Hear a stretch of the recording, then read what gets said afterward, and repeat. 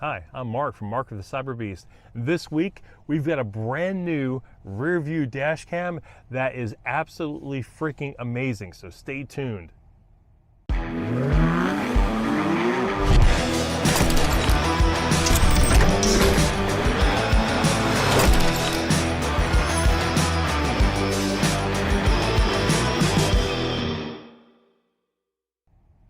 And welcome back. Okay. A couple months back, we installed and I reviewed the Hansshow rear view dash cam, which I thought was good. But guess what? Test Studio's got one here that is absolutely freaking amazing. And I'm going to tell you why. First of all, the resolution on this camera is so much better. It's more clear. It's even clearer than the one that comes with from Tesla, from the factory. And still has the other features where you can scroll up and scroll down to kind of fit it into your line of sight. Except on this one, I mounted the camera on the top by the tonneau cover, as you can see here, okay? And this way I've got a higher vantage point, so in case I'm towing, I can see more than it being down by my license plate, because the one on my screen here, which I can activate by going in reverse, is at the lower level here. You can see the bumper here on the side, so it's a much lower vantage point. You can see the sun blaring it versus here where the sun's at the top. So it gives me a much higher perspective. Also, just a clearer image, you know, totally clear image. I'll have the specs on it below of the resolution. Allows you to put your time right here, but it does a couple other things that are different than the other one.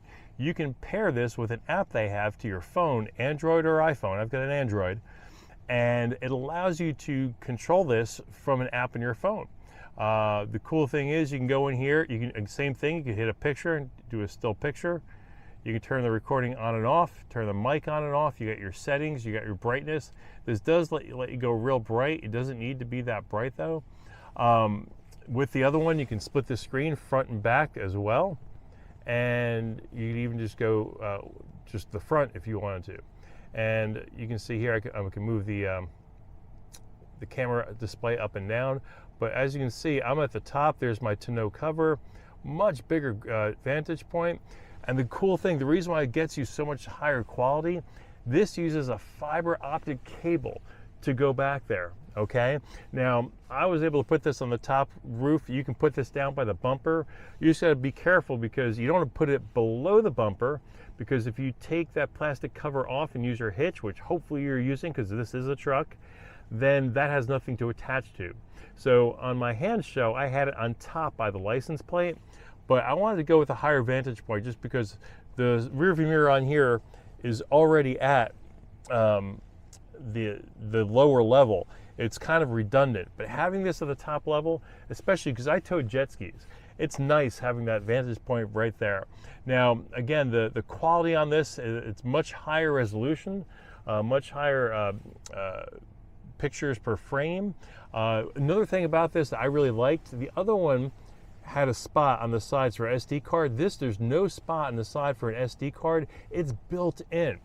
The other great feature, you can manually turn this on and off, but the cool thing about this rear view dash camera, automatically turns on and off when you turn your car on and off.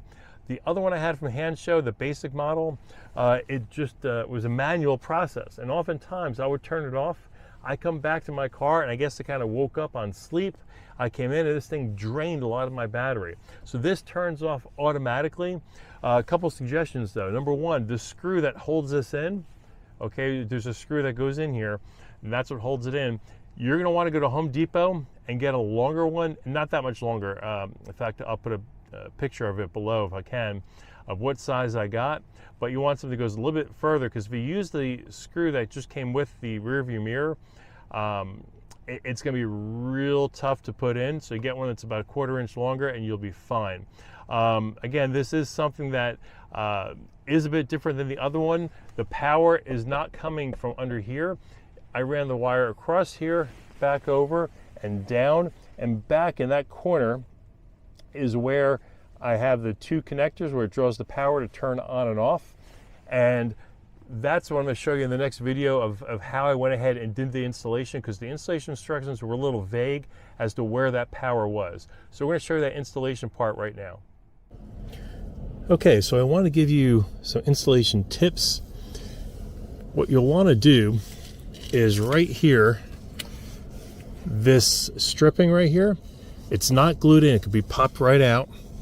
And I went ahead and used this plastic piece to pry open the side panel. And that what you're going to want to do is remove your, if you have a plastic mat or even a carpet mat, remove your mat here, because this area here that you're going to pull off, it's going to get in the way if you have your mat here. You want your mat removed. I learned that the hard way. So starting with right up top here where the white is, you're going to take this strip off and remove this panel right here. And you're going to remove this panel pretty far. In fact, what you'll see right here, there's another panel behind it. Okay, you can kind of see right there. You got to remove both of those because you've got two pieces you need to remove. You've got this connector right here along the, move back further so you see it's right along the door wall here, right below that white stripe, right along here. And then the other one is a blue at the very end. Right here you'll see this black cover. Now what I did is I used a 10mm ratchet right here, and I removed this nut and moved it over to the side so I could see in here better. There's a blue, a black, a purple, a black, and then finally a blue connector. This blue connector has a piece you need to press in, which is, I'll point to it right here in the middle, and then pull it right out. That is your connector.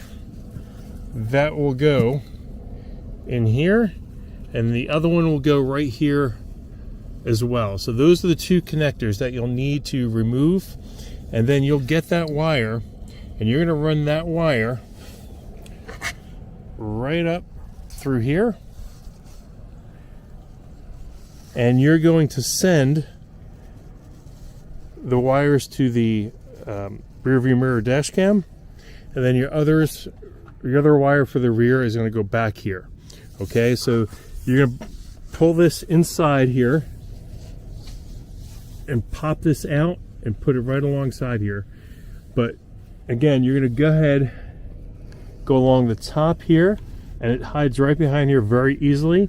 You're going to pull open right up top here, which is your hazard as well as your manual buttons for your park, drive, and reverse, as well as take this on to remove the dash cam. But that's how it installs, is right down here. I'm going to fade out a bit and show you. Just look for this connector right here along the sidewall right here,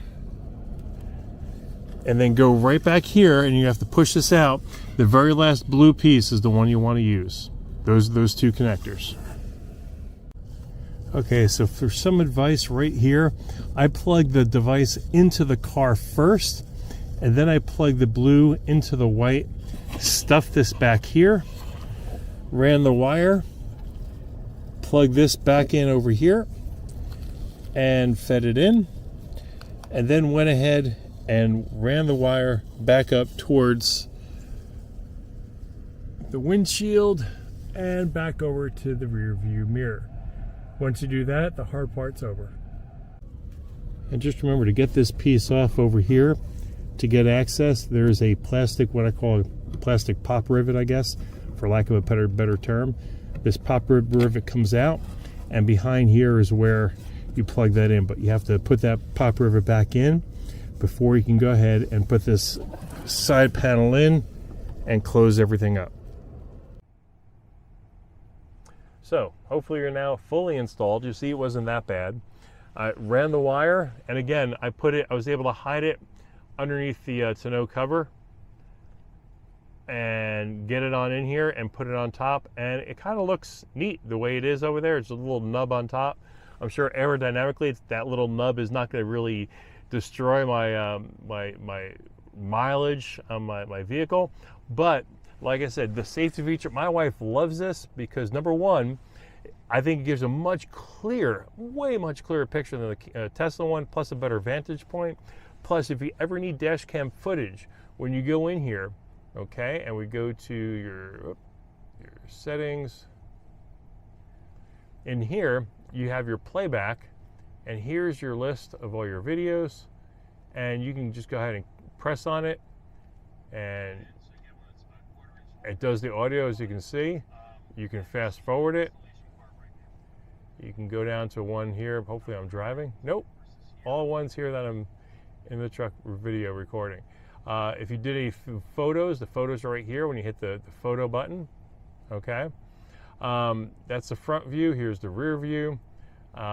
Great functionality. You also have in your settings, obviously you could turn your clock off. You can change it to 24-hour mode. All your settings are in here. You can change the quality mode of the camera. You can reformat your card, your SD card that is built into it. You don't have to add anything to it, but hit DVR and go straight back to here. And I'm just going to turn the microphone off so it doesn't record the audio. But this is the front camera, and then that's the rear. And again, you can have the split view if you ever wanted to. You're looking forward, so it really makes no sense. But I really like this one. This is a little bit more money than the other one, not much, but it also in the left-hand corner is a red dot. It tells you it's recording. So again, for the price, for what it does, especially if you're towing, to me, it's very well worth it. This studio really came through with this one. I want to give credit for them. Install, again, doesn't take long at all, but if you replace that screw, the install time will go a lot quicker, I promise me. All right, this is Mark from the Cyber Beast. Thanks for coming by. Hit like, comment, subscribe below. We'll see you again next week.